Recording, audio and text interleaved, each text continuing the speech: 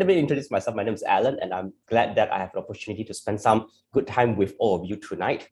But I just want to share with you what Toastmasters have done for me and why I think all of us can get a lot more out of the Toastmasters program. So in case if you have any questions, feel free to drop the questions into the chat. I'll pick it up immediately. And in case if I were not able to pick up your questions immediately, I'll make sure I answer it towards the end of the session. So if you feel like you wanted to speak up, unmute and speak up. It's okay. All right. So far so good, everyone. If you are okay and you're ready to start, just give me number 2 so that I know that you're ready to start the session. Right. I like this, Loretta.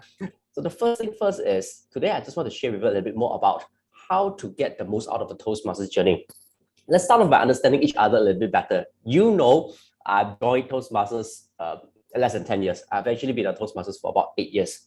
So I joined in 2013. So the first question to all of you here is, when did you join Toastmasters?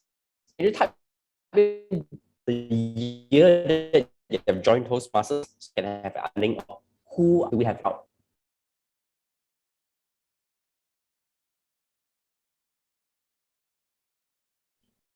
(2019), Anna. Right.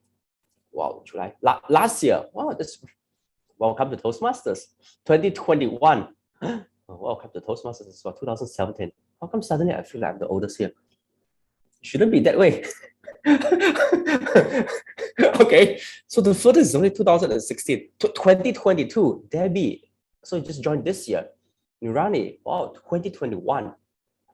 So all of you are relatively new. Okay, this is the first time I speak to crowd. Oh, okay, someone who. Yes, JJ, thank you. Sarang here.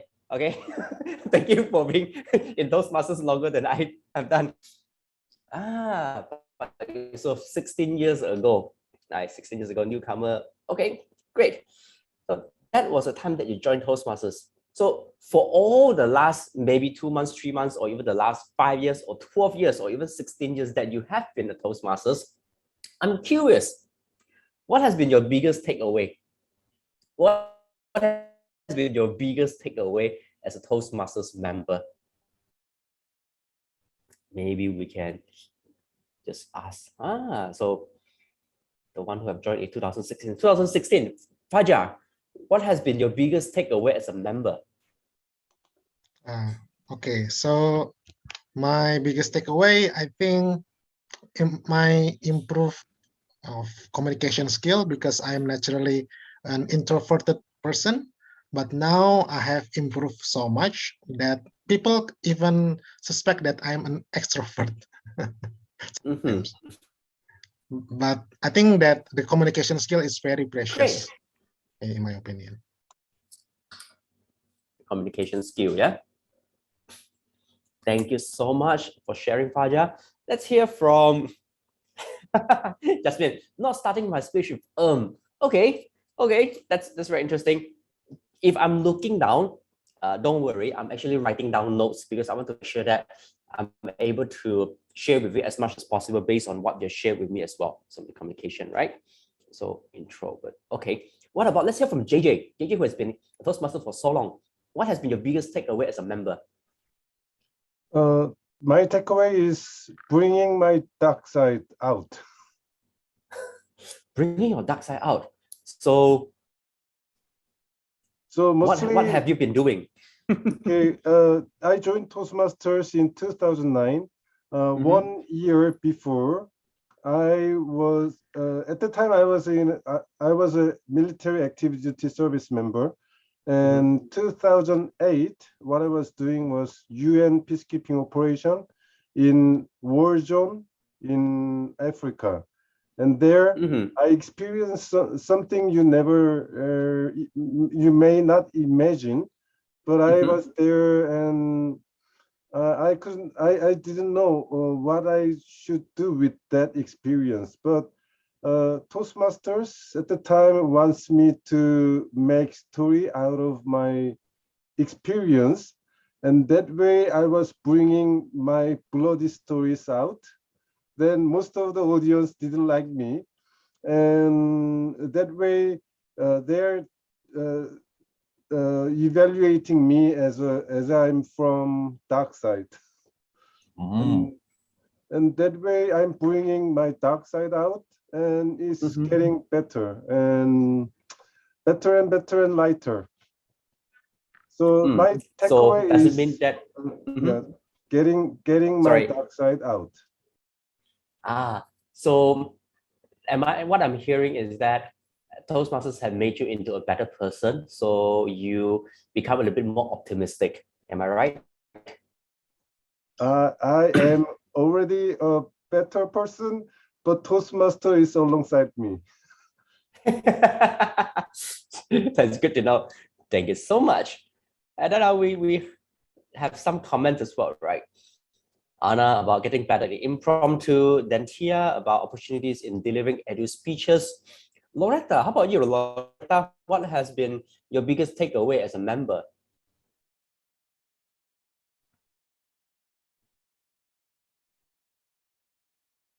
All right, I thought I need to type. Mine is, I think, better in terms of confidence, able to speak, not so, still shy, but not so shy anymore. Yeah, and then can pay attention to pause filler, so don't put a lot of this kind of things, pause filler. Yeah, that's for me. Thank you for sharing. Great. I think most of us would evolve around the topics of communication, confidence, so on and so forth. And my question to you next is, what else do you want to get from Toastmasters? This is specifically for those who have been in here for 2 years, 3 years, 5 years. You've been in Toastmasters for quite some time already. And now that you become a more confident speaker, you become a more competent person, you have some of the skills on how to deliver speeches or even workshop. What else do you still want to get from Toastmaster?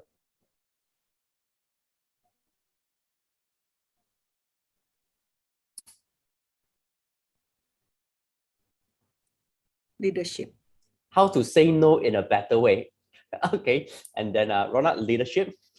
Xue Xin, do I pronounce your name correctly? Xue Xin, right? Is it SHWE? Xue Xin. Yeah. Networking. It's correct. Xue Xin. All right, Xue Xin. Right, networking. Meeting new people every now and then. Okay, how to say no in a better way. Great. How to say no in a better way is a very important thing. Very important thing that I'll talk about. Able to communicate clearly and deliver the message and make the other party agree. Okay, more persuasive. So we're talking about more persuasive. Good. Let me share with you the 3 key takeaways from Toastmasters. When anyone asks me, Alan, you have been a Toastmasters for how long? I said, since 2013. Did you know that up until this point, my parents still don't know what I do? What they've noticed was that I used to compete in the early years of my Toastmasters, and they would see me bring some trophies here and there, and they will always say, so where did you go? Where did you buy this trophy? Like, where did you buy it and where did you craft your name on? And I told them that, no, I actually went for a competition. So they wouldn't believe that I joined a speech competition. Then I started flying around for TLIs, for leadership roles. Even up till now, my mom still don't understand why I would spend so much time away from home just to travel around and meet different people. When my daughter was born in 2014, my friends used to, we used to have this kind of humor, this joke around me, that I've spent so much time with Toastmasters more than my daughter, that he worried one day, Angela would go around and ask, where's Papa? Papa should be a Toastmaster. And in fact, Angela, my daughter, visited a Toastmasters club when she was only 3 months old. So I actually brought her in a cradle and I brought her to your university club. She has stood up, I think, when she was about 5 years old, introducing herself as a guest in a Toastmasters meeting as well. So all of these things happen, but a lot of people still don't understand why I am giving so much time and effort to this organization. For example, when I get invitations from Anna to share about this topic, actually March and May has been a busy month for me, but I told her I will find time. And in fact, I have been training the whole day and I just grabbed my dinner and I jumped back in So my kids are still having their dinner right now. But they are very understanding. Angela would ask, what is this for? Is it Toastmasters? I would say, yeah, it's Toastmasters. Then she knew about it. The question is, why would I invest so much time in it? I think for younger members, like most of you here tonight, I wish you would gain these three things from Toastmasters. Number one is competency. Number two is confidence. And number three is connection. Okay, we heard a lot about people saying that I'm an introvert and then I become much of an extrovert, or I don't know how to convey my message. Now I can do better job. Now I'm a public speaker, so on and so forth. I think all of these are good things. But at the least, at the minimum, we must at least try and get these three things. Competency, confidence, and connection. Let's talk about where can we get it. And I'll tell you a little bit more story along the line. Number one, meeting roles. Can anyone tell me which of this is your least favorite meeting role? Least favorite meeting role. When you look at it, you will run away from it. When someone calls you and say, hey, are you free to take a role at our club meeting? And they tell you that I would like you to take on this role. And even if you were to be available, you would tell them, no, I'm not free on that day. What would that be? Rona would be like, my least favorite would be R counter. Anna, table topics evaluator, R counter, Tom, R counter. Why is R counter your least favorite? I wonder. Rona, why is R counter your least favorite? Because I have to pay attention for the whole meeting and I should not miss anything. Okay, because you need to pay attention for the whole meeting. Okay, that's good. That's good. I like that. I like that. Honestly. Let's look at TTE. Anna, why table topics evaluator is your least favorite role? Because me myself not very good in table topic, so listening to a lot of table topic and make point of it will be very overwhelming for me. Okay, fair enough. What about Debbie? Why Toastmasters of the evening is your least favorite role? Apology for noise background. No. It's okay. No worries. Why I would love at the Toastmasters of meeting, maybe in my work, I used to be a master of ceremony. So that's why I like to talk in the public, and through Toastmasters, I hope that I can improve of my skill in public speaking. Okay, thank you. My least favorite role, the one that I hated the most, was grammarian.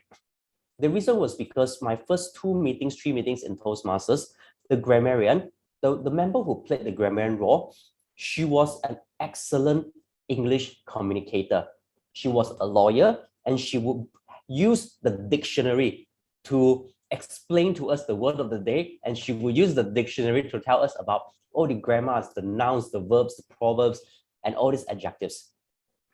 But later, grammarian became my most favorite role. Let me tell you a little bit about why all of these roles are so important.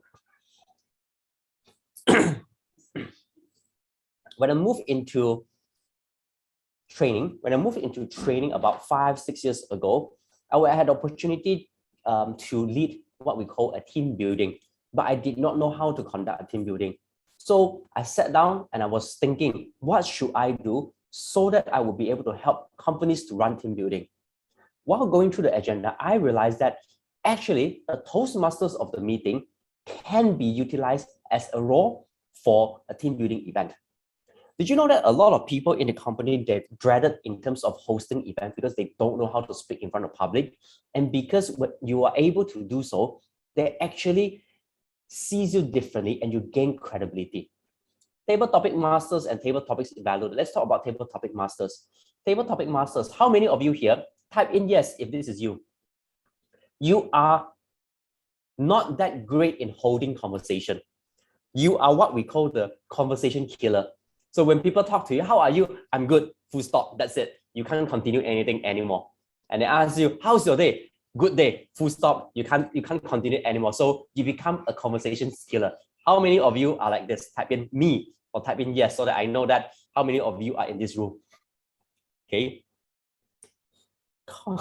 Holding a conversation can be easier if you always take on the role of a table topic master. I'm not saying that you're taking the table topic masters just for fun. A very competent table topic masters actually research topic. And did you know that the topic that you research can become a topic that helps you to open up conversation in the future? Whether you are moderating a discussion, whether you are hosting a podcast, whether you are running Facebook Live or IG Live, or even just meeting someone, at your favorite coffee shops, and then you just want to get into conversations with them. All these table topics that you have done before could be used in those times. The thing is, have you given enough effort while you're taking on the role? Grammarian, of course, we all talk about the English and all this, but actually grammarian, for me, the biggest takeaway that I've gained from grammarian role is not all the grammar. I still write very horrible grammar, trust me. When I write my proposals for tender, my friend or my colleagues need to help me to use Grammarly and they need to do spell check on me. But what I've learned from being a grammarian is that you gain confidence in speaking a language that is not natural to you. When you take on the role of the grammarian, it gives you a booster to your energy, to your confidence, right? That, oh, I can be a grammarian, so nothing can stop me. So when you speak, even if you were to speak in a slightly not so accurate grammar, you won't feel awkward about it because you have been talking about it over and over again. And of course, R counter listening skills, timer listening skills, all of this are required. Okay, so this is where you can gain a lot of exposure, a lot of confidence just by taking the meeting roles. Second is prepared speeches. How many of you, or not how many of you, how many hours on average would you put in to write your speeches? Let's be honest. Make sure your right hand is on your heart, okay? And look at the light bulb and ask yourself, how many hours do I usually invest in writing my speech? Be very honest. If you are someone who do a very last minute prepared speech, it's okay. Just write last minute. Let's go around the room and see in average what kind of prepared speech prepared speaker are you? Yeah, Loretta, last minute, maybe a week. Rona, 1 to 2 hours. All of you are amazing. 1 hour, 1 day, 1 day before. Last minute, 0.2 hours. That is like 12 minutes. No, yeah, that's 12 minutes. 5 to 7 minute speeches, you need 5 days before, 3 days before. Okay. When I joined Toastmasters, we were not on pathway, we were on an older education track. So I booked myself to deliver a speech every 2 weeks. And my preparation time for every speech is 2 weeks. Most of my speech. And the reason for that is because I spend time to write my speech, research about some information on it, and try to make it better every single time. The reason for that was because I was quite bad in finding topics. Did you know about 3 or 4 speeches into my Toastmasters journey, I was stuck. I ran out of topics. So I went and looked for the founder of Toastmasters in Brunei, and I went to his house. His name was Clovis. I said, Clovis, I need your help. I don't think I have so many things to talk about. And for the next 30 minutes, he sat me down and asked me to take a piece of paper and write down all the topics that I want to talk about. My cat, my dog, my family, my brother, my sister, my wife, just like how we would in the elementary school, right? Write down all the possible topics. And he told me this, is that, prepared speech is about you telling your story. That was a very good tip and also a very dangerous tip for someone like me. For those members who knew me since I started Toastmasters, in my first year, the first 12 months, all of my table topics and almost half of my prepared speeches was about my wife, because that was my best topic. So I am very good in talking about relationship matters as part of the speech. The reason was because I don't know what to talk about. So I'll talk about my wife, how I met my wife, how I proposed, how she delayed my proposal, how she rejected me, all these things. Everything was about my wife. Okay? But along the years, I got better at it because I really spent my time writing speeches. Spending my time writing speeches, not just for anything, especially for contest speech.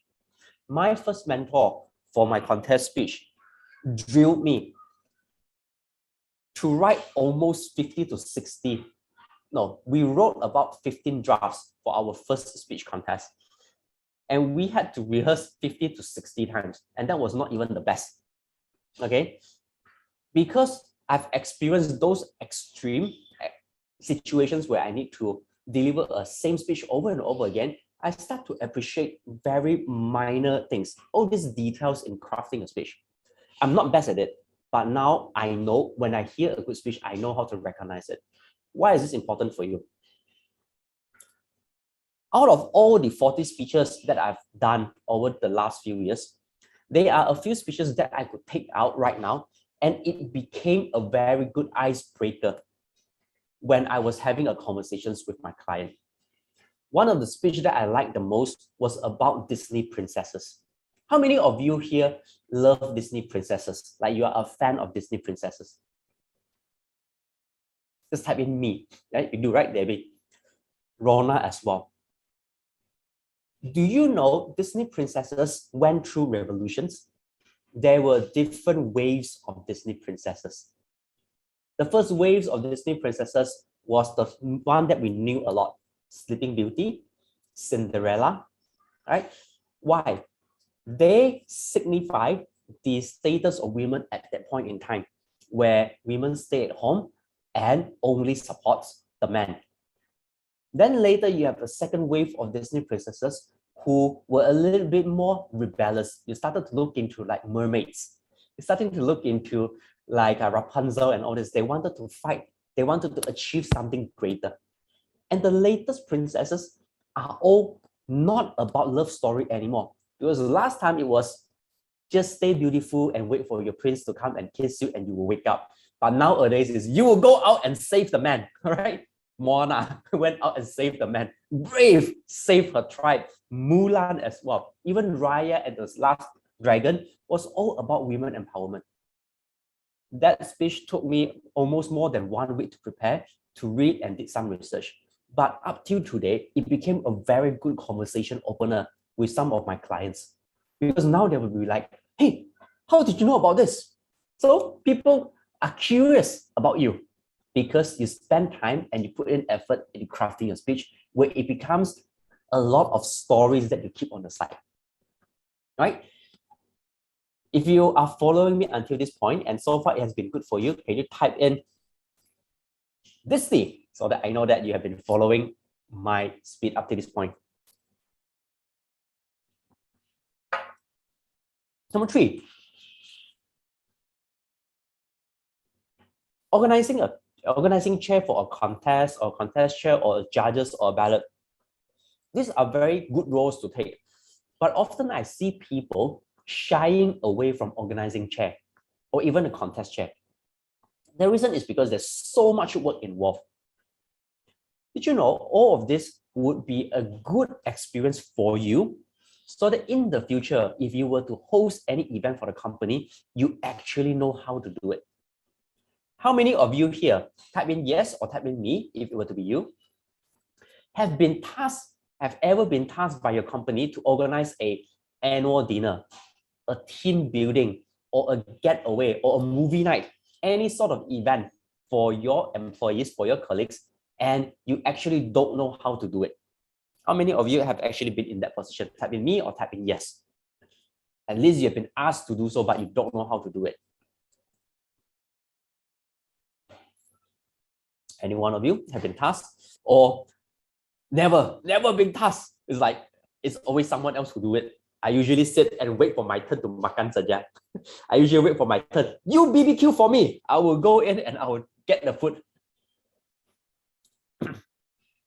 The organizing chair helps me in organizing one of the biggest team building event that we have ever done in my country.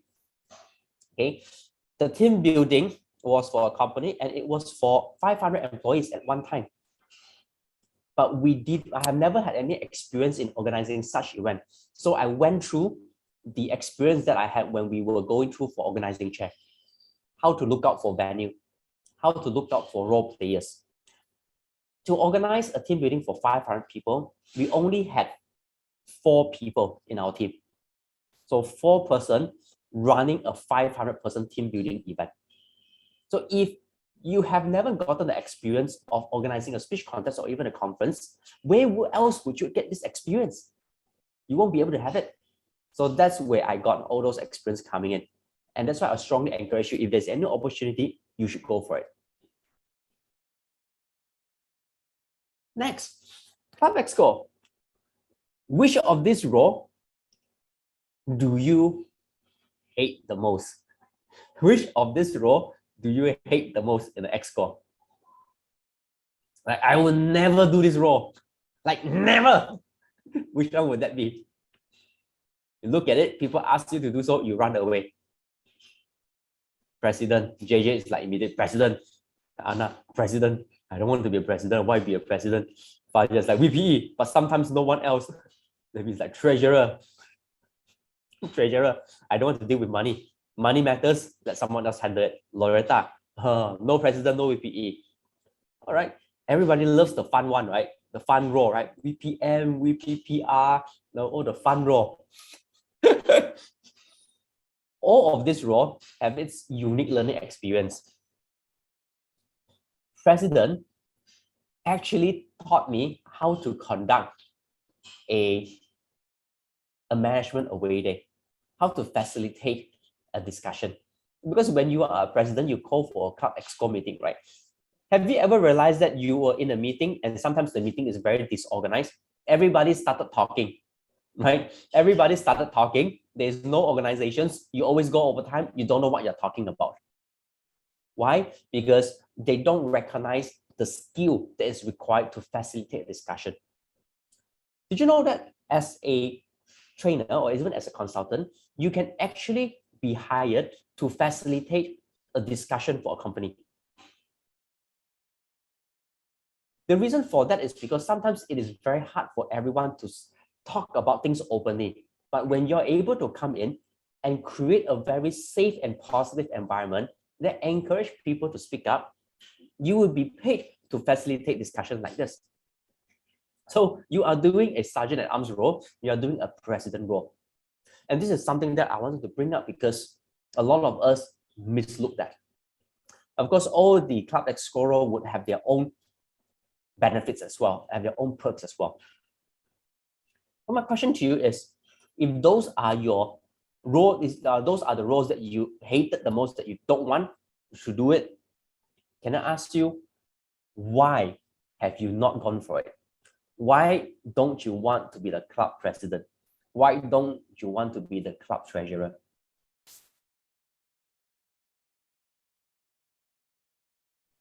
Anna, you're the club president right now. Why you don't want to be a club president? I'm currently the VPE. Okay, VPE. But I don't know, maybe I will try to take something that I'm avoiding so much next term. Okay, so you have your club president next term already. Debbie, why do you scared or fear or hate the treasurer role so much? I think treasurers means connected with money, right? So I'm not very good at asking people, making a proposal for a fund for some event or something. So I better take the another part instead of making that proposal. What do you do for a living, Debbie? I'm a secretary. At the company, you're a secretary, right? Yes. Have you ever been tasked by your boss or your manager to come up with a budget proposal? I did make a budget for my boss every year, But yes, I do have made some budgeting, but thankfully my boss is not don't have a limited budget. So when I proposed this budget for gathering the highest executor in the company to go for gathering, yeah, he always agree with my choices. That's good. I like it. I also hear the most important line, which is, my boss has unlimited budget. We all love to work for bosses like this. Unlimited budget means we can do so many things, so much fun. Now, as long as my boss happy, I will, budget doesn't matter. I like this. Happy boss, happy life. Okay. So Debbie, what if one day you will be tasked to do an even more important proposal that involves even more money, but this time around, your boss doesn't have unlimited budget? Would that be a very scary thought or scary experience for you because you have never done it before? Yes, it will be scary because it's out of my comfort zone. But I believe that if I've been asked to do that budget, I can manage it. What if you actually have a few practices and you know all the ins and outs of drafting a budget, and also know how to propose it and be even more persuasive, that when your boss say that I don't have budget, you can even persuade him to say that, no, boss, you can find a budget. How would that feel to you? Would it be a good experience that you can do a more competent job as a secretary? Yes, I would love to have that project. It's challenging. Great. Then you should sign up for treasurer. I think Anna has another strategy for that. Okay, so what I'm just sharing with all of you is, there are some roles that we don't want to take because we don't like it, we are not comfortable with it. But hey, you paid the membership to be a Toastmasters. Of course, you choose to do something that you are not comfortable with. Because why? If you were to make a mistake here, it is not going to cost millions of dollars. If you make a mistake here, so be it. You learn from it. But when you make a mistake at work, it might cost you your job. So why not take this as a training ground, so that when you go out, you are no longer a newbie, you're no longer a trainee. You actually have a solid experience in handling that. Right?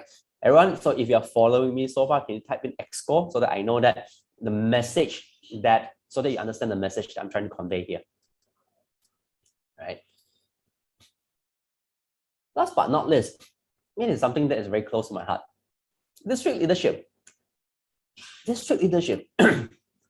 What's in it for you? Or what's in it for everyone that you should consider district leadership role? District leadership role allows you to have a wider perspective of what you could do. Let me give you an example. When I joined a club as a member, I am only exposed to people who are within the same community, who have similar background or who have similar thought or perspective. When I join or when I step up to be an area director, I get to know people and culture from different areas. When I move up to be a division director, I get even more exposure. And if you were to continuously volunteer yourself at the district leadership level, you get opportunity to work with people from across 3 different countries with different cultural background and different needs. That is actually a good test of leadership skill, and that actually helps you to hone your communication skill as well. Did you know that around here, District 87 is quite unique because we have 3 different countries, Brunei, East Malaysia, and Indonesia. And we have many, many different cities that has a lot of differences within the culture. One day, what if you wanted to apply for a job in a multinational, in the international company that has multiple cultures? Wouldn't you want to have the experience in handling or dealing with people who come from different backgrounds? If that is the case, then you should look for a district leadership role. Now, one of the common misconception about district leadership role is that when you become a district director or a program project director or even a club director, you get to make decision all by yourself. The answer is no, you don't get to make decision. You get to facilitate discussion so that everybody makes a decision together. That is why I believe that if you were to expose yourself to an opportunity to step out as a district leader, there are a lot of things in there for you. I don't know what you come in here for, but if you have spent some time, the last few months, the last 2 to 3 years as part of a Toastmasters, then I think you should always aim for competency, the confidence, and connection. What I've shared with you, everything helps you to improve your skill set. And when your skill sets improve, you have more confidence in delivering whatever that you wanted to do. And confidence spill over to your daily life as well. Connections in Toastmasters is very unique because right now we can do online meeting, right? Last time, for those of you who have joined over the last 2 years, TLI has been conducted at the east of your home. You actually sit at home, you're like, wow, this is TLI. But did you know, before COVID happens, we have to fly to every cities, no, to every division to conduct TLI. So what happened is, every August and September, every weekend, I will be out of town just to fly 2 trips or 3 trips to Jakarta, to Surabaya, to Bali, to Medan, to Kuching, KK, all these different towns, different cities to deliver training. It gives you an opportunity to get to meet to different people. Now, with online, we have guests from Singapore, we have guests from Korea. If not for this opportunity, right, I think it's going to be very hard. When would I have the chance to visit a Korean Toastmasters club? And if I were to fly to Korea, to Seoul, I'm on a vacation. I'm definitely not going to go and visit Toastmasters club and spend 3 days in my week just to visit Toastmasters club. I wanted to, go around and have some delicacies. So I think right now, Toastmastering can be one of the best things that you can do during this pandemic time. So the question that I want to throw it back to all of you here is, right, whatever that you wanted to achieve in Toastmasters, you can get it. But I won't be able to show you or tell you what more you can get if you look at yourself and say, I am not comfortable with this. I'm not so sure. So it's better for me not to try. Then I think you would be getting very limited things out of Toastmasters. So if you want to get more out of it, find what fears you the most, what scares you the most, and choose that role, because that's where the biggest growth or biggest opportunity comes in. I happen to notice that we have guests in here as well. Hannah, are you there? Yes, I am. Hi, Hannah. You are how often have you visited a Toastmasters club? Maybe 2 or 3 times a week for different clubs. Sometimes it can be 5 times. 5 times? Wow. 5 You are already a meetings. member if you visit 5 times, Oh, sorry, before the Toastmasters, you mean? Yeah. Oh, before Toastmasters, I just visit 1 time Loretta's club, and then I decided to join. That is good. So 1 time straight away, you're like, I love this club. I want to join immediately. Because at the first time I do that table topic and I did it very bad. So I know I have to join. You talk about table topics, right? Great. Thank you for sharing, Hannah. My first table topics experience, when I first went in, the table topics speaker was delivering a table topic. it was actually quite bad. As a guest, I knew it was quite bad. But the table topics evaluator, right, was amazing. I can't remember whether it was a he or she, but it was along the line of, wow, that was an amazing table topic. You are great. One day you'll be the world champion of public speaking. And I was like, wow, you're a liar. You know, like how can you lie so bluntly when this person didn't do well in the table topics? Then when I had the opportunity to do my first table topic, the topics that was given to me was life is like traffic light. Life is like traffic light. I mean, what can you talk about life as a traffic light? I don't know what to talk about. So I went along the line of, in your everyday life, there is many traffic light. There are 3 different colors. In Brunei, we have roundabout that's traffic light as well. So I don't know what I was talking about. I came down. I felt so ashamed. The table topic evaluator said something amazing. It was like, Alan, you were amazing. You were so confident you were speaking about this. One day you'll be the world champion of public speaking. I was like, yeah, you're so good. You're so honest. So from then onwards, right, I realized that actually what caught the attention was the ability to say things in a very positive manner. Earlier on, some of you mentioned, I like it when people can say things in a positive manner. That's what we wanted, because you will be very likable then. Okay. So before I continue on anything, I've spoken a lot about the main areas that you'll be able to get a lot of things from Toastmasters. Now I want to throw the question back to you. What do you want to get out of Toastmasters from now? What are you looking for? All of you are still here. What are you looking for?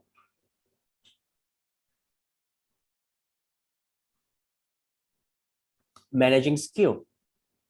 Anna, can you elaborate a bit more? What do you mean by managing skill? Because many people say that I'm not really good in managing people and managing time like that. Mm-hmm. In my office, I also don't have a lot of staff. I never had experience to manage people for years like that. Okay, great. How many of you are in similar situations as Anna, which is I've never had much experience in managing people, but I wish I have that opportunity to learn how to manage a bigger group of people. How many of you are in similar situation? It's just like type in yes or type in me, so that I know that, okay, so Debbie is in the same situation as well. Anyone else? Loretta as well.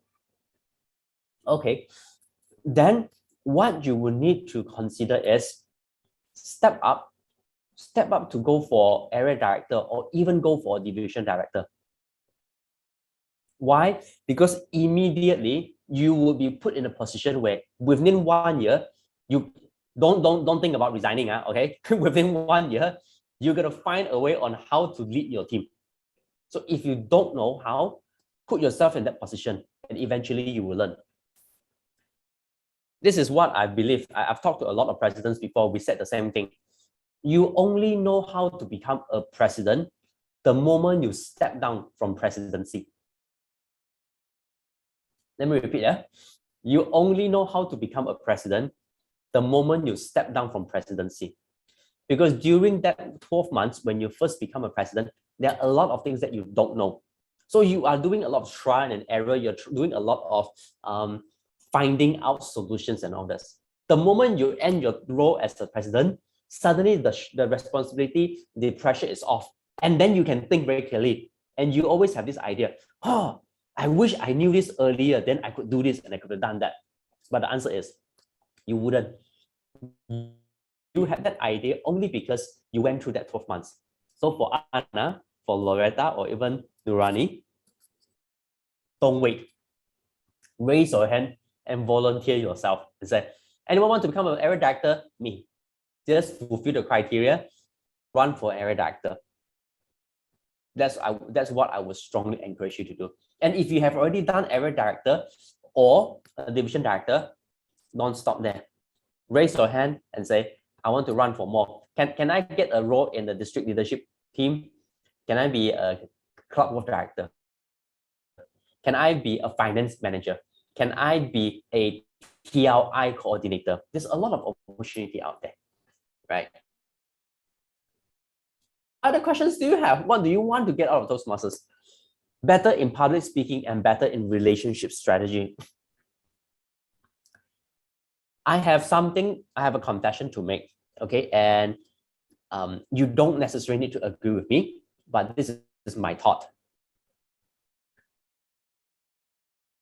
I'll put it this way so I can see a lot of you. How many of you believe that by joining Toastmasters, you will become a good public speaker?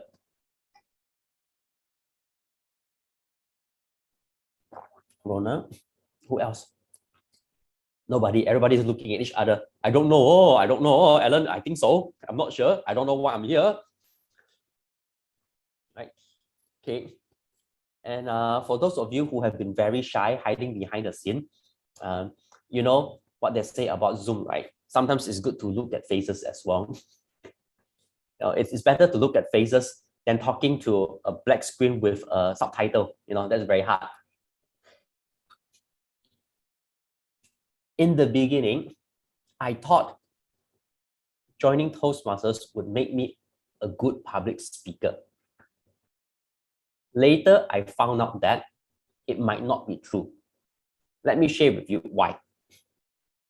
Your growth would be the most in the first 1 year or 2 years, of which after that, you will stagnate. You will not grow anymore. You will find it very hard to break through.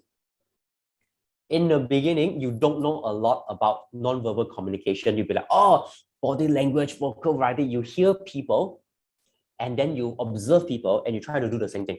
So your growth is the biggest in the first 1 or 2 years. But it doesn't mean that you are a public speaker yet. As you continue to stay in Toastmasters, you have a lot more opportunity. Then you will start to have more speaking opportunity at different clubs. It can be a trap. How many of you, let's be honest here, okay? It's very important, okay? I like to talk about things in a very open manner. How often have you listened to speeches that has been delivered and you felt like, not as great? And you felt like, I don't think that met the objective. But then the speech evaluation was amazing. It was brilliant. It was great. I look forward to your next speech. How many of you have been in that situation that you observed that? Yeah, JJ. What would you do, JJ, if you were in that position? What would you do? I just think to myself that his or her evaluation speech is sucks. Okay, very honest, very upfront. Now, this is what I've noticed. First 1 to 2 years, you grow a lot. After that, you stagnate because you stay in an environment where you feel that you are, let me find the right word for it. The environment makes you feel good. So when you're speaking in a crowd that you're comfortable with, of course you can do well. So the moment you step out of your crowd and you go into your workplace and you try to do the same thing, you will not be able to find similar success. I've done a lot of TLI trainings. And then when I started becoming a professional trainer, the first 2 to 3 training, it was horrible. Why? I went in there, I expect people to clap. No one was clapping. I've said something, I expect people to smile. Oh, that's good. None of those. Because now, when you are Toastmasters, you pay to come in to learn. When you do training and we do public speaking, people pay to listen to you. So you better have something solid to share. So if you want to be a good public speaker, in Toastmasters pick up what we call the competency, which means the knowledge, the foundation, and then use this platform to gain confidence. And gaining confidence means not staying in your club only.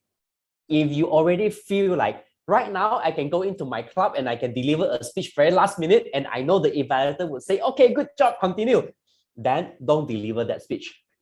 Okay, go to another club. Go to another club, because that's how you get the most out of Toastmasters. Otherwise, this is not a place where you pay money to let people make you feel good. Okay, don't do that. Okay, so you pay the membership, you want to get something out of it. Find someone who gives you honest feedback. Okay, I'm not saying that positive feedback is bad, but you want someone who gives you constructive feedback, not just positive. Okay, I hope I answered that. So, any other questions that you might have for me?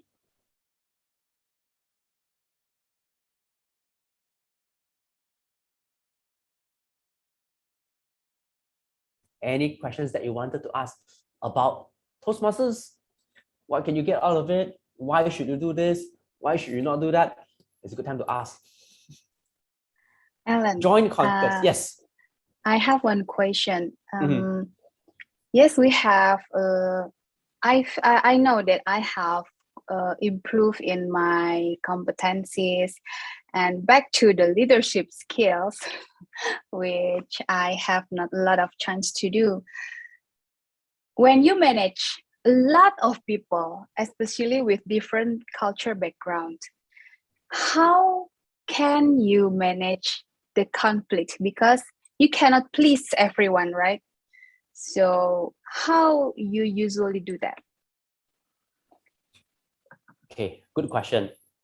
First thing, tell yourself, not everybody will like you. Keep telling yourself that not everybody will like you. Not everybody will like you. Look in the mirror and say, you're not that cute, you're not that handsome. Don't think that everybody will like you. I think that's a very important thing. Leadership, how I define leadership is, okay, let's not talk about how I define. I think we might have portray leadership as something very different right now, as something very, I think we've glorified leadership too much. Leadership is not about just leading during good times. Leadership is a lot more about how you lead during tough times. When all the resources are available, when times are good, it is easier to lead, for sure. It is slightly more challenging to lead when you don't have a lot of resources and where there is a lot more conflict within your team. So when you step up to take on a leadership role, the first thing, of course, is you learn that you won't be liked by everyone, for sure. But you also need to tell yourself that not everyone will hate you. This is a very important thing, okay? Not everybody would hate you. You would have your fair share of supporter. You would have people who would never support you no matter what you do. That is a fact. So what exactly is leadership then? Leadership is about influential skill. Leadership is about how can I convince people who are on the 50-50 to come to my side. Let me explain. If there are 10 people in the room, 2 of them will like you no matter what wrong you do. Another 2 of them would hate you no matter what good you do. Your job is not to focus on these 4. As a leader, your job is to focus on the remaining 6 of them. How can I influence them so that I get their buy-in? And in order to be able to influence them, you need to have very strong listening skill. Very, very strong listening skill. Not so much of speaking. That's why the better speaker you are, you might fall into the trap of becoming a bad leader because you talk more than you listen. You talk more than you listen. So when you learn how to listen, it's not just listening. Listening and hearing are 2 different things. Toastmasters, we are good in hearing things. You know what is hearing things? Now I'm looking at you, Alan. You're talking, I'm looking at you, but I'm not really listening to you. I hear that you're saying things, but my mind is on something else. I'm thinking about my supper. I'm thinking about my dinner. I'm thinking about Alan. When do you want to stop? Okay, so that is what we call hearing. Listening is listening to the intention. When people have conflict, you need to understand what's their underlying intention. When you understand that, then you know how you can influence them. It's a different thing between influencing and manipulating. Manipulating is for a very selfish reason. Influencing is for good because you're trying to bring people to move forward. Okay, so I want to make this very, very clear. So when you're leading a team, a big team, these are all the things that you need to learn. But it is easier said than done. All of these are very textbookish. That's why I say if you really want to learn, step up to be a leader. Do not worry about failing because trust me, a lot of us don't know what we are doing. Okay, I've been a club golf director. So when I was a club golf director, trust me, I don't know what I was doing. Okay, when I was a club golf director, that was the year that my son was born. Whether you believe me or not, I don't know how to charter the club. There's a lot of paperwork that I don't know. So I always depend on my team. When I'm a program quality director, I don't know what I'm doing. You know why? Because that was the first year of COVID. And then we have to do online district contests. I've never done it before. Do you think I have the solution? I don't. So I have to rely on the team. I have to work together with my team. When I was a district director, do you think I know what to do? I don't, because that is the first time ever in my life I get to lead 2,500 people. And suddenly I realized that, I have 250 of them don't like me. I have 250 of them that hate me. So all of this thing goes to your mind. So I am telling you that you don't have all the answer. But isn't that what Toastmasters is all about? You come in here to figure it out and find the answer through taking on those roles. So Anna, I would strongly encourage you, and those of you who are in this room right now, whether you're turning on your video or you're not turning on your video, this is my message to you, okay? If you want to get the most out of Toastmasters, do not focus on speaking or communication only. Focus on leadership, okay? Toastmasters tagline is where leaders are made, not world champion are made, okay? It's where leaders are made, okay? If you focus on speaking only, you might miss out some good opportunity, okay? So that's to answer your question, Anna. Okay, what else? I thought I saw something just now. Depends on how you spend a joint contest and find out you're not that good. Join speech contest and you find out. Think on the other side, you join contest and you realize that you're actually not the worst. Okay, so tell yourself that I'm not the worst. I'm actually okay. So think on the bright side. Okay, how do you prepare for a very long training session as a main speaker? This is a question from Vaja. Great. This one I can share with you.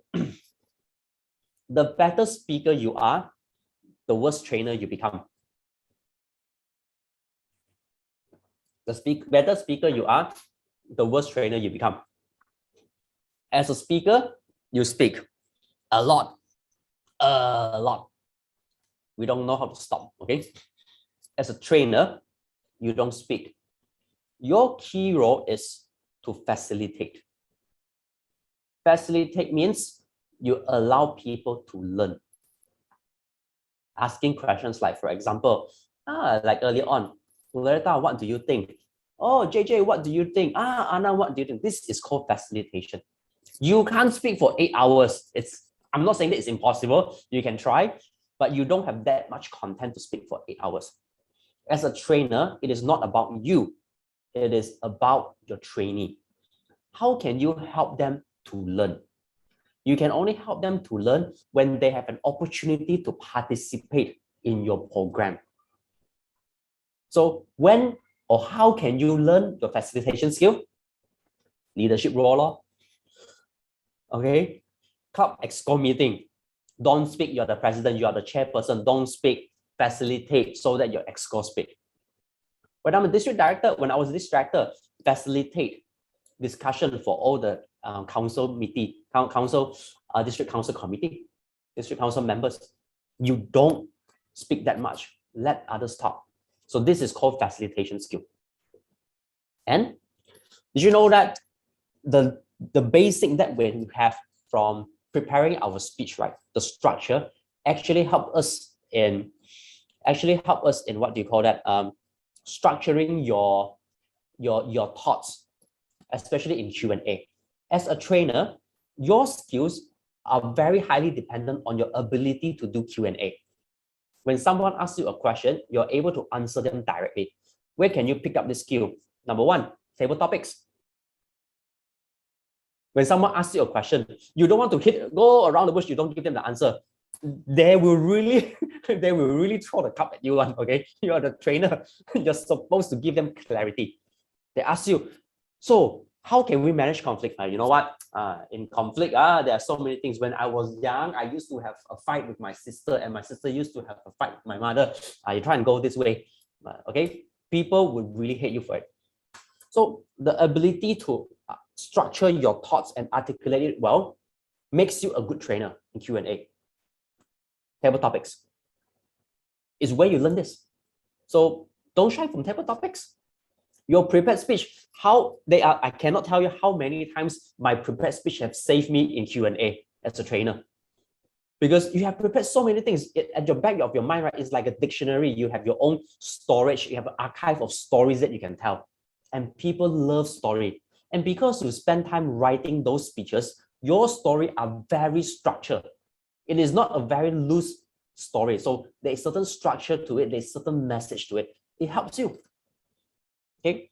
So that is what I wanted to share with you. So Fajar, that is how you can learn to become a trainer, to train for very long hours. I've been training the whole day this morning, so there's an 8 hours training, but the amount of time that I spoke probably was less than half of the time. Okay, less than half of the time. You need your training to participate. Okay, Fajar, let me know if I answer your question. Yeah. Okay. Next, what is that? Okay. Thank you, Jessica. Loretta, work is very important for you, and you're willing to spend time with Exco. We should take up a lot of your productive time. How do you juggle without jeopardizing your career? Wow, good question. Very good question. The reason why I say very good question is because this is going to be my 3rd consecutive days that I have 3 hours sleep a day only. Actually, a very packed day. Actually, I have a very, very packed day for the last 2 months. It's a good thing. It's a good thing. So, Loretta, to answer your question, I think you need to ask yourself why you want to take the role first. I took a lot of my roles during my first 3 years. So in my first year of Toastmasters, I visited 3 Toastmasters club every week. So in 1 year, I have about 150 meetings. So those 3 meetings, one of the meeting, I will do a table topic. The other meeting, I will do a prepared speech. The other meeting, I will take a role.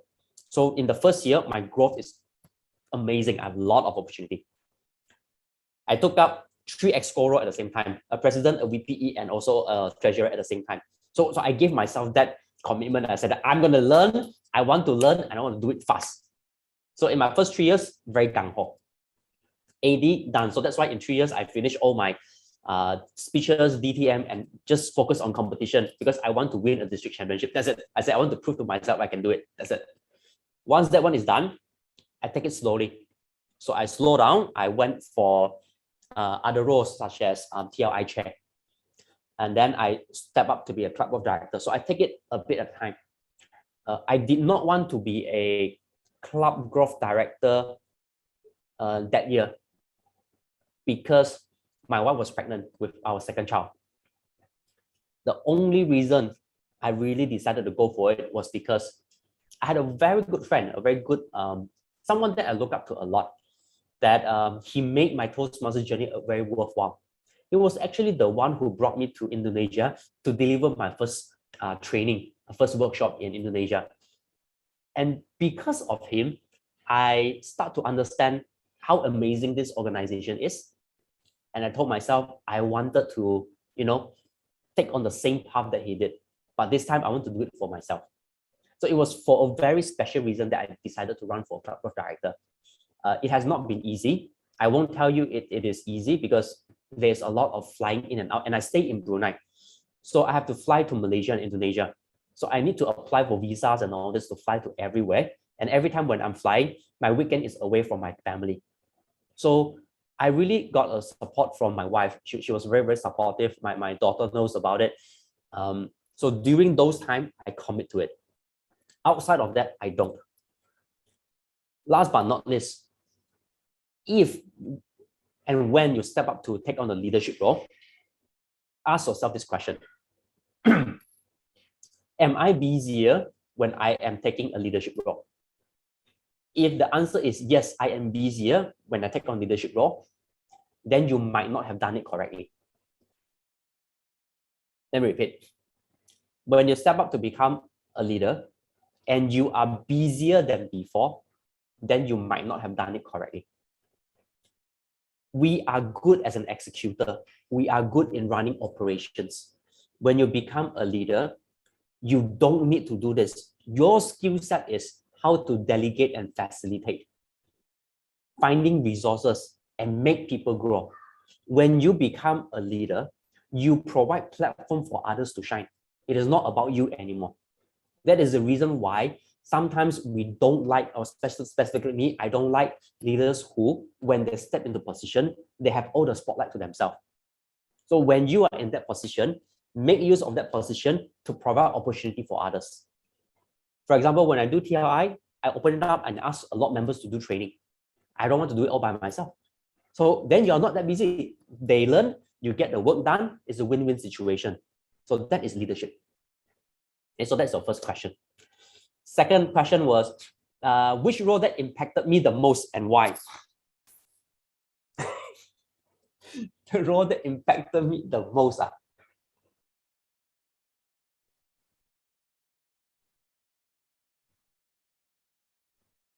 Club Role Director. Club Role Director was the role that impacted me the most. Not many of you know, but when I was a Club Role Director, there were huge conflict that involves around the leadership, and I wasn't matured enough to handle the conflict. So I actually walked away from my responsibility. Okay, what do you mean by walk away from the responsibility? Which means I am supposed to attend a very important meeting, and at the last minute, because of certain conflicts, which I don't like it and which I don't think was handled properly, I walk away. At that point in time, I felt like, I'm a hero. See, I'm not gonna go in.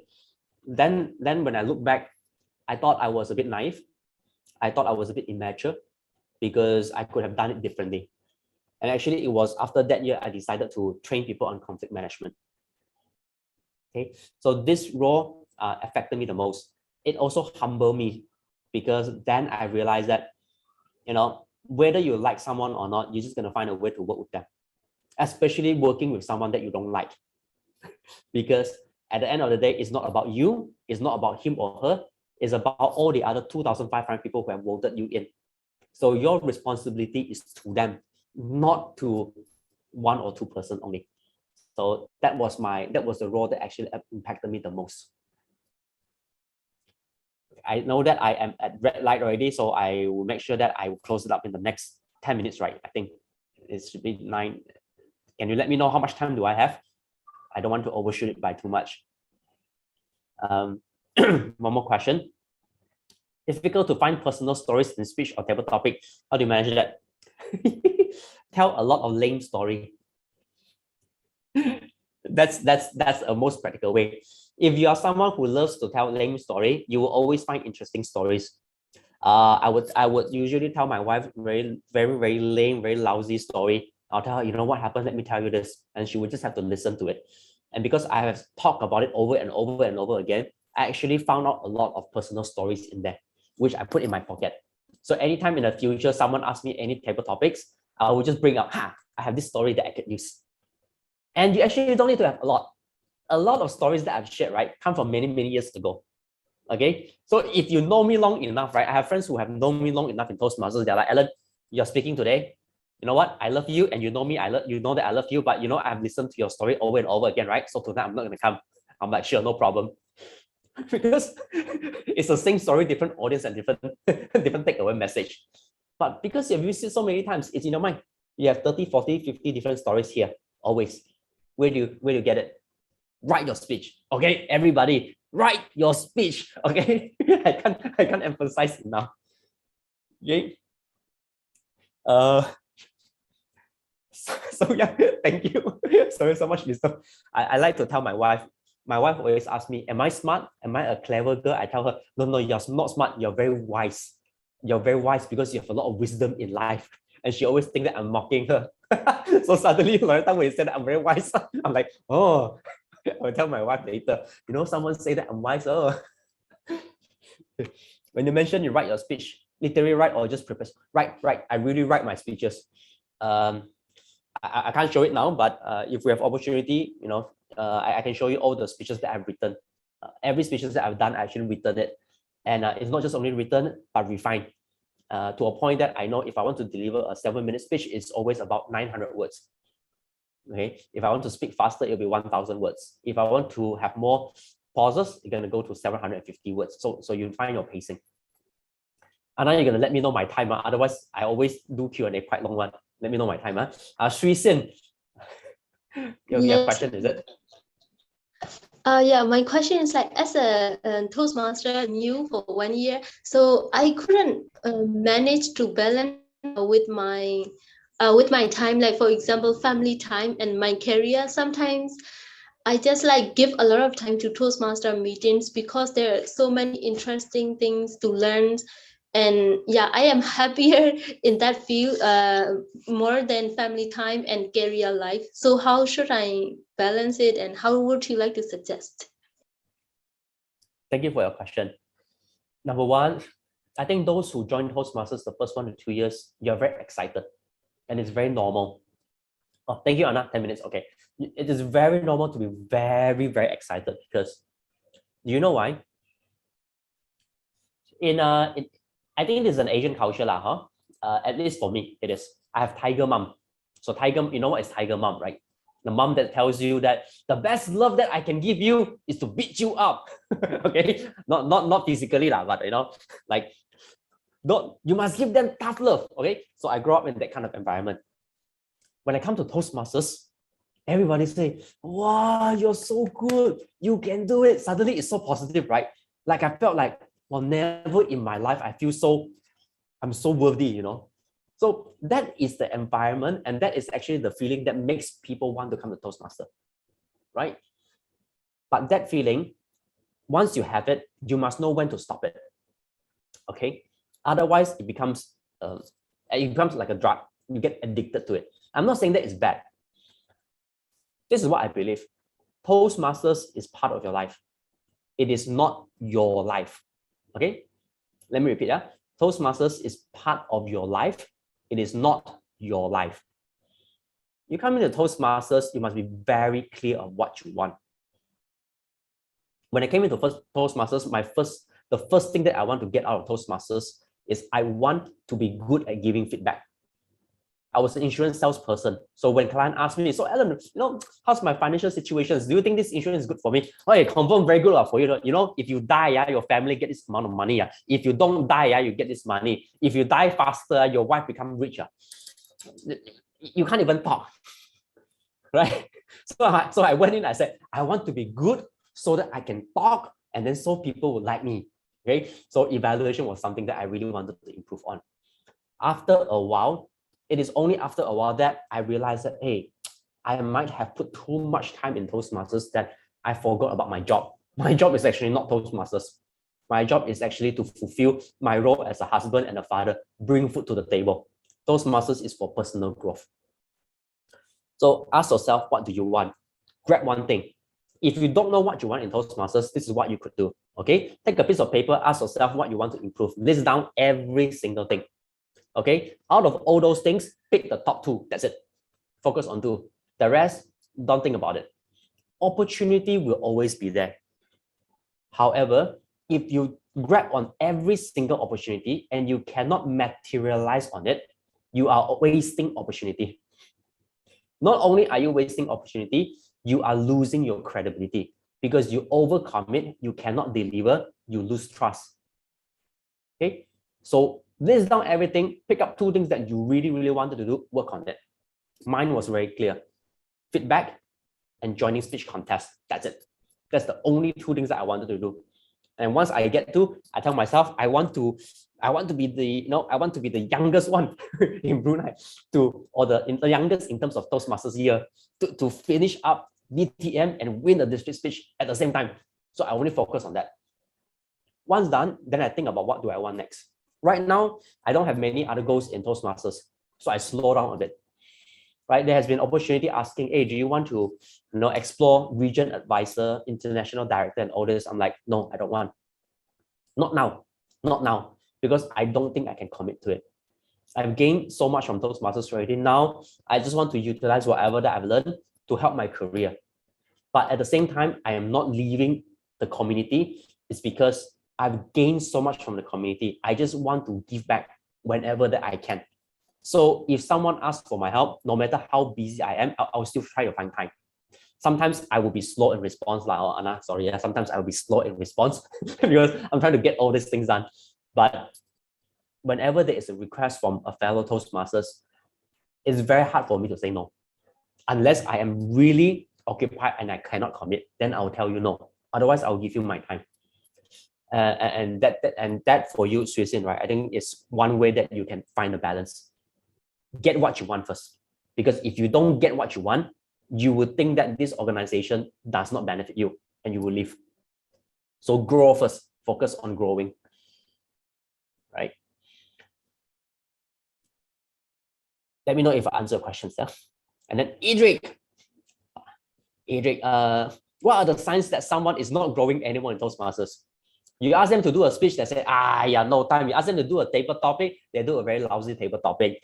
You ask them to do an evaluations, they do a poor evaluations. The speech was so horrible that they went up and say, oh, that was good. The moment you see that, you know that they're not growing anymore.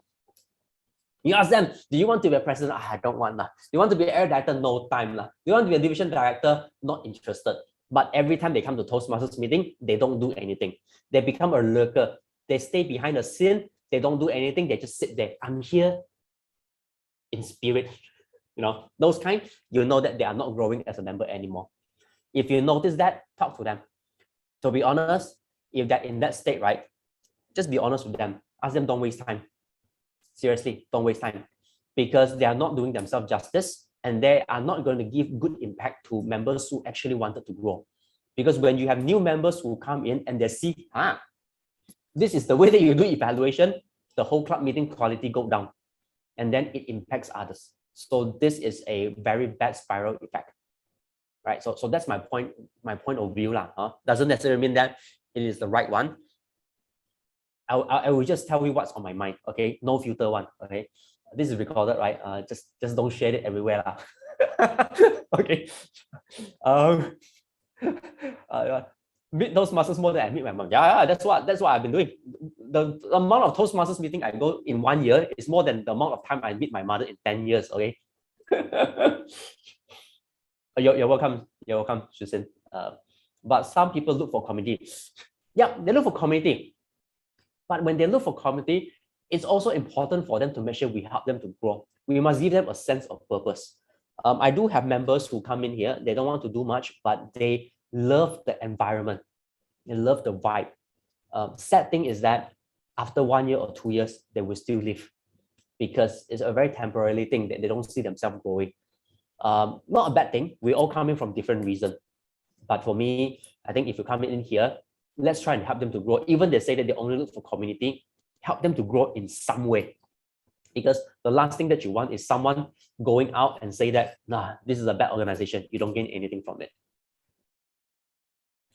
Just my thought. All right. Okay, I have enough time for one last question. Oh, I've done a lot of Q&A today.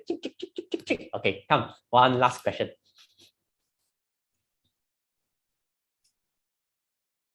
Let me try and see. Let me correct. Peluang yang terakhir. This is Bahasa Brunei, okay?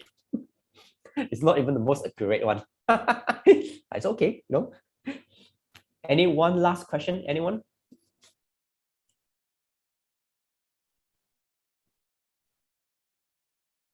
Now you have pressure, like one last question. I don't want to speak of the last question. Let's do one last question. Okay, one last question, then we all can go back to our loved ones. There is a question from Loretta. Is it, Loretta? Oh, what the best experience that you ever had in Maybe best the most challenging one, Alan. The most challenging one? Anyone that, wow, you glad it happened, although it's not easy. But you learn a lot from there. Other than what you shared about the conflict. Okay, I've talked about conflict just now. Let me tell you about one thing. Speech contest. The best experience that I had in Toastmasters, speech contest. The reason why I'm so serious in taking care of my speech contest was in 2015. That was my first year. First year? Yes, 2014, 2013, I joined out. 2014. I joined a club speech contest. I don't know how I did it, but I won. So I represent my area for table topic. Okay, I say I don't know how to do it is because that time not many members. I was lucky. So I won. I represent the club. I represent the area to division contest. Along with me was a friend of mine. His name is called Chris. So let me tell you the story of Alan and Chris. Okay, this will be the last story. He represented the club. He represented the area for international speech contest. Me, table topic. We both went together. It was in Malaysia, Lahad Datu. When we landed, I was like, table topic, nothing to prepare one. Let's go karaoke. So we all went out for karaoke. Okay, you're like, tomorrow contest, today karaoke, as if tomorrow is a singing contest. Okay, but Chris didn't go anywhere. He was in his room preparing and rehearsing his speech. Chris is a professor teaching communications in university. He joined Toastmasters for 6 months only. The next day morning, he woke up and I saw him by the roadside talking to a car. He was looking at the car mirror and he was rehearsing his speech over and over again. That day, we both went for our speech contest. I didn't win. He nailed it. He won. Not only did he win division contest, he won district contest, he won the semi-final, and he became the top 9 speakers in the world for that year. 6 months. But because he was really good before he joined Toastmasters. But why do I say it was the best experience for me was because that was the time that I felt no success is guaranteed. Everybody works hard for it. Even the most talented person have to work hard for it. You have talent, you're not willing to work hard, you get 0. Chris was talented, but he was also very hardworking. On the other side, I wasn't hardworking, so I didn't get anything. And from that onwards, right, that day during the division contest, when he won, I didn't. Everybody was celebrating for him. I was sitting on the corner. I went to the washroom. I cried. Okay, I actually cried. On the plane back, my first mentor sat beside me. His name was Stuart. He was like, "Hey, what?" I said, "I cried. I lost." He's like, "Do you want to win? I can guide you."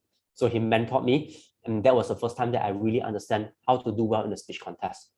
Give all your best in everything that you do. So best experience, definitely. Did I win? I didn't. I went to district. I lost in district, but it was a very, very good experience that 2 years. And it builds a very solid foundation for me in the upcoming years of my Toastmasters journey. So that's why today, I just want to share with you what are the things that you can get out of Toastmasters. Many people come to me and say, I've been a Toastmaster for so long, I've gained whatever that I need to gain already. I said, no, there's always more you can get out of it. It's just that you have not identified what you want, or you know what you want, but you're not willing to go the extra mile to get it. So if there's anything that I wish you can get away from my sharing today, it would be Toastmasters is a very unique place where your growth is determined by you yourself. This is probably one of the best investments that you can do, because any investment involves risk. But investing in Toastmasters, you only have upside. is you growing. The risk, you control it. As long as you're willing to spend time in here, you will definitely grow. I have not seen anyone who dedicated their time in Toastmasters and not growing. Okay, I mean dedicated, not saying only, but really taking action, dedicating their time, they grow. I have not seen anyone who dedicate their time and not grow. So I wish you all the best. Today, I'm really glad that I have this opportunity to share with you something that's very close to my heart as well. You all have been very wonderful listeners as well, even though some of you choose to turn off your video even up until now. Okay, but at least you replied to me in the group chat. That's still a good thing. I feel like at least I'm still welcome. Okay, just kidding. I always feel welcome to any Toastmasters club. So stay safe, everyone, and I hope you take care. And I hope we cross paths in the future as well, whether it's in Toastmasters or outside of Toastmasters.